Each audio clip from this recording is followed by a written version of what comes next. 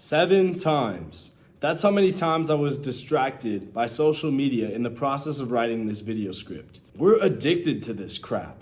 Our lives are becoming more and more digitalized, whether you're here for it or not. And I love hearing my parents complain about how they can't play a video or don't know how to airdrop something. But that's not what we're here to talk about today. Today we're going to get into the more sinister, toxic, and addictive side of social media. We're going to talk about how our bodies and our minds enter a world they should never really be in and get trapped into a fantasy. We're going to, more importantly, talk about how to protect yourself from falling victim to social media and how to use that to get ahead. So without further ado, I'm Caleb Thomas. Welcome to this channel. We've become sucked into social media. If you were on it early when it first came out, you're cool. If you're in the late majority, you're basically lame for not being caught up with the times. So here we are, 55 years after the founding of ARPANET by the military, which would eventually become the modern internet we use today. And things have definitely changed. You have higher expansion and accessibility, higher network speeds, higher web evolution. And now in the new phase of the more modern internet, you have mobile internet and social media. The emergence of social media platforms has transformed how people communicate,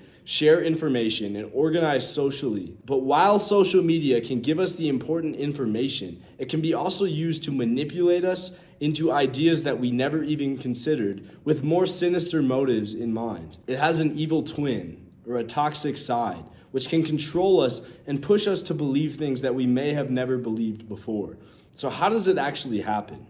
Well, these are some of the sinister ways that social media can manipulate and deceive you to believing things. This is how it reprograms your mind and transforms your mind into essentially a computer brain. First, misinformation versus disinformation. Misinformation and disinformation can drastically change the narrative of what you believe and how you feel about things from the news you get online. Misinformation is the miscommunication of certain events where you're changing details or you're not getting everything correct. It doesn't have to be sinister. It can be something that is clearly unintentional, but can have terrible effects for you. Disinformation, on the other hand, is intentionally spreading wrong information to push somebody to believe a certain thing. Misinformation and disinformation's effect on the public is profound because things that can easily challenge traditional beliefs will go viral because people aren't used to seeing things like that, so they'll engage with it more.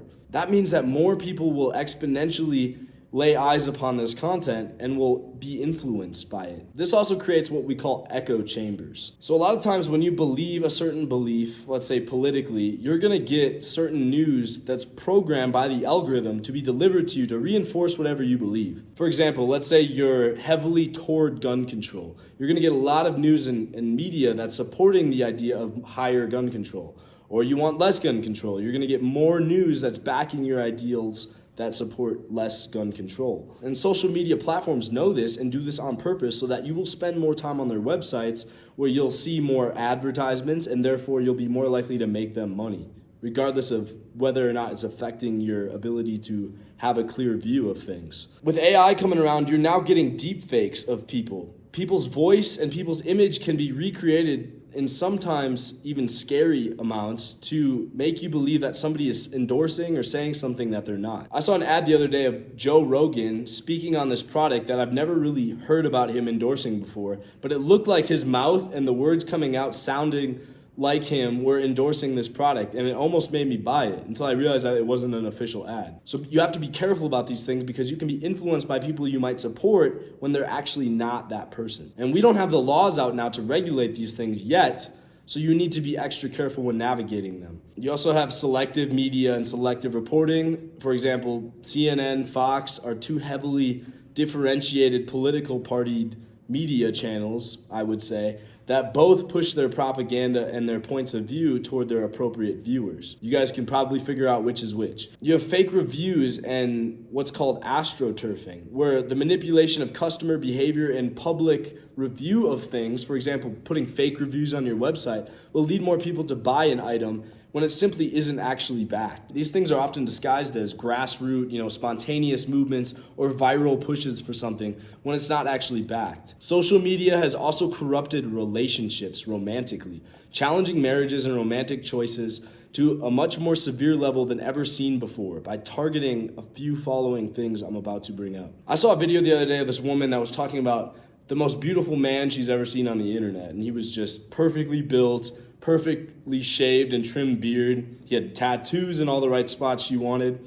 And then she said a few minutes later, she saw another video of what seemed like an identical version of him that was a different profile that was making the same sort of content that appeals to women. Social media is picking up on these trends and the fact that people are getting lonelier and lonelier in this generation. And they're trying to use that to their advantage to keep you on their platform. This is creating choice overload, where relationships are starting to suffer because partners feel like there's so many better options because they're seeing people and things online, sometimes not even real, that are reinforcing what their ideal partner looks like. This is also creating tension between couples because they feel like there are other options better than them out there, when a lot of times they might even just be deep fakes or fake people to begin with. And when people are going online looking for that partner, maybe consciously or subconsciously, or looking for content that supports the opposite sex, they're getting that instant gratification every time they swipe of seeing, as a guy, for instance, more booty videos of girls or girls promoting themselves in bikinis or whatever. And that's creating an instant hit of dopamine for these people that feel like they then don't have to go out and work for a relationship when everything is provided for them online and in seemingly endless quantities. And women are using this to blow themselves up, and so are men, because they're able to capitalize on the fact that attention and sexual attention is targeted online. The end result: people end up looking for their ideal partner in the fake online world and not the real one,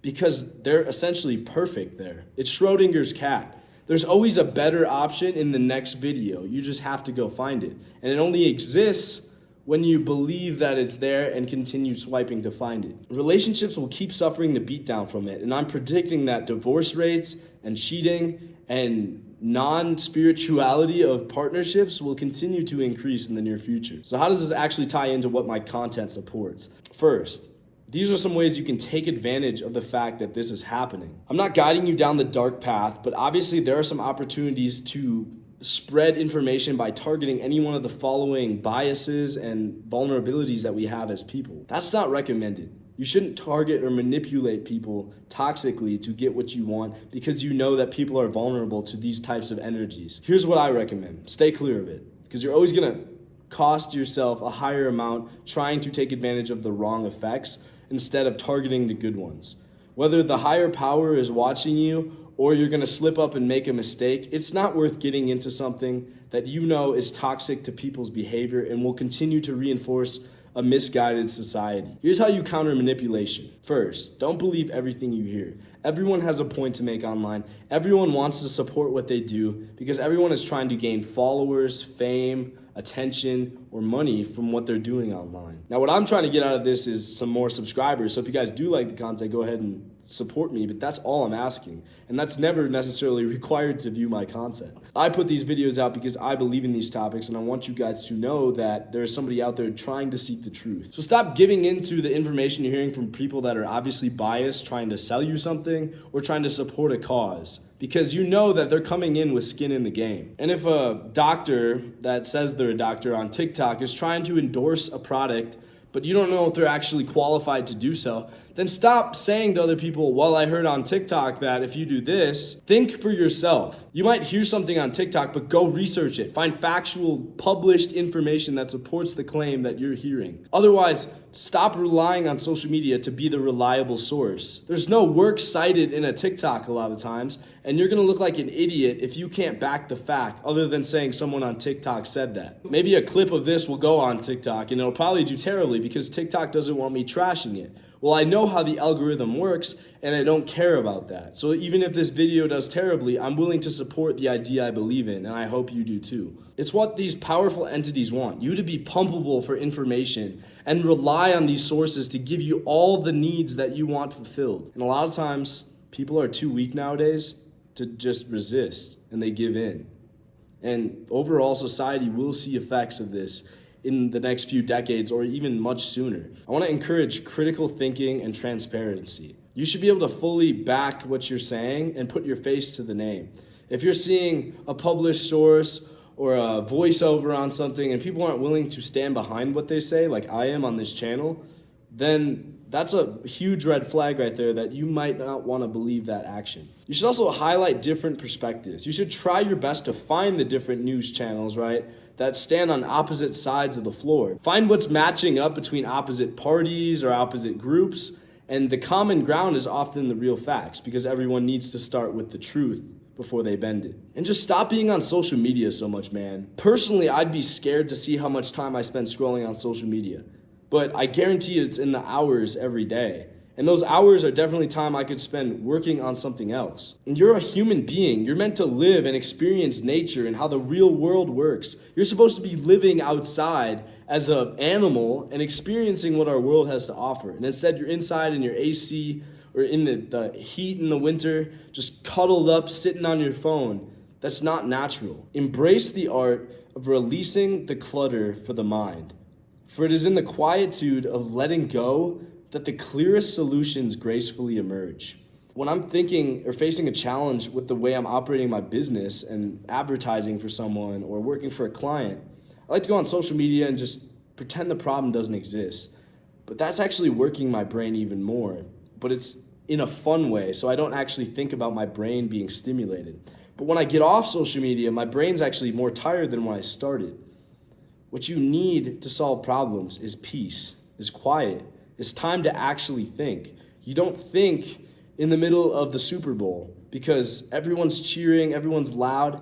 You think under a tree, taking a walk, being in nature, having time to yourself that isn't preoccupied by technology. Everything technology does, you have to be aware. As much good as there is in it, there is an equal amount of evil. The yin-yang is true. And very much so for this. If you want to genuinely make it in this society, watching these videos on how you need to work harder and build that discipline, while resourceful, can only take you so far. If your brain is overwhelmed, you need to first clear it before you can reload it with the proper problems. If your buddy's benching after you, you're not just going to put his weight on top of yours. You have to first take your weight off, clear the bar, and then reload it with his weight. You need to do the same thing for your brain. Take the weight off the bar that's already there and put the right weight on for you to start lifting the right problems. But filling it with junk and overwhelming it is not going to leave any room for the important problems. Building a new product, finding or teaching yourself a new skill, finding ways to beat out the competition and get your business or your enterprise, whatever it is, to the top. And I guarantee you that the competition isn't watching this video and realizing that they have a problem. If you're on social media watching this right now, it's likely for a reason. It's likely because this is a go-to method for you. But I want to challenge you to actually step away from this. But it first needs to start with you taking a break, taking the next 24 hours or so away from social media and seeing how it actually feels on your body. Do you feel different? Do you feel anxious?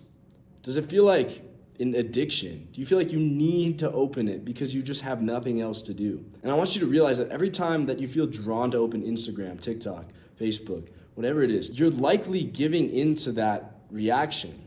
And I want you to notice that how many times it happens throughout the day and how many minutes you often spend on social media tells you how many minutes or hours you can actually save yourself over the course of the day to get done that project that a lot of people say they don't have the time for.